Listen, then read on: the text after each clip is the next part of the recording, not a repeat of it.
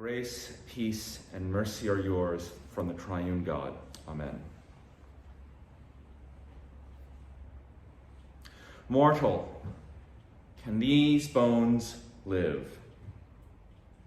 I imagine the prophet Ezekiel hearing these words as he looks out on this expanse of genocide, this valley of dry bones that must remind him of the ruins of Jerusalem and the prison camps that he and the remnant of Judah are consigned to in the ascendant Babylonian Empire. What could possibly be an answer for our prophet as he bears witness to his people once again scattered, made a diaspora, even as he remembers that Yahweh had made a promise to his wandering Aramean ancestors, Abraham and Sarah? What to make of this promise now? Mortal, can these bones live? God asks Ezekiel. And at his wit's end, and at the end of his own prophetic imagination, Ezekiel can only respond, perhaps out of despair or at least resignation, "O Lord, you alone know." O Lord, you alone know. That's the sentiment that you and I feel in our own weary bones when the things that we have long depended on, thought of as bedrocks of our individual and corporate lives, are suddenly, overnight, overturned, and we feel unmoored, not knowing which way is up, how to move through the world, how to make sense of the world. The loss of a job or of income, the loss of one's health or the health of a loved one, the loss of a family or friend you thought would be around forever, the loss of our very capacity to be together, to bear each other's burdens and pains.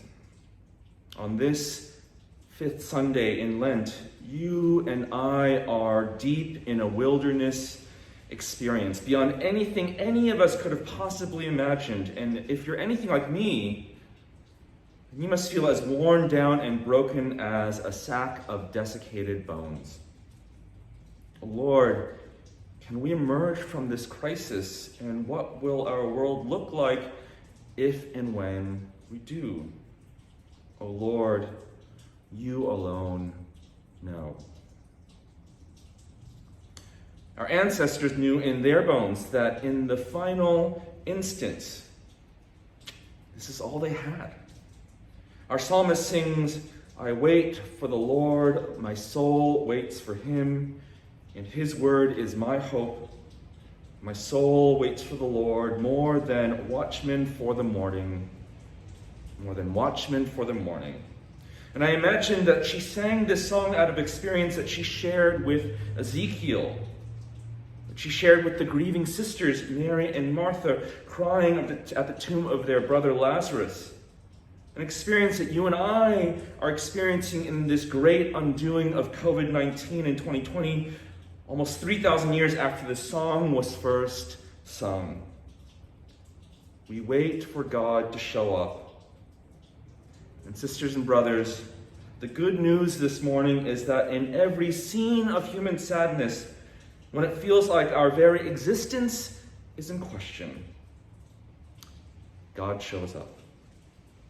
At the tomb of his friend, Jesus weeps before he brings Lazarus out. God sees the valley of dry bones, and God stays there. The Reverend Maida Stamper says that being in relationship with Jesus means facing death and grief with him and learning that still, in spite of the death and the dryness and finality of the door at the entrance to the tomb of our hopes, he can still be said to be life. Nothing is ever so dead that it keeps him from being that in himself and for us. There's nothing that I can say that can adequately sugarcoat what is happening to all of us. You and I are faced with the question that our Ezekiel faced 3,000 years ago. Mortal, can these bones, the bones of our corporate and collective life, live?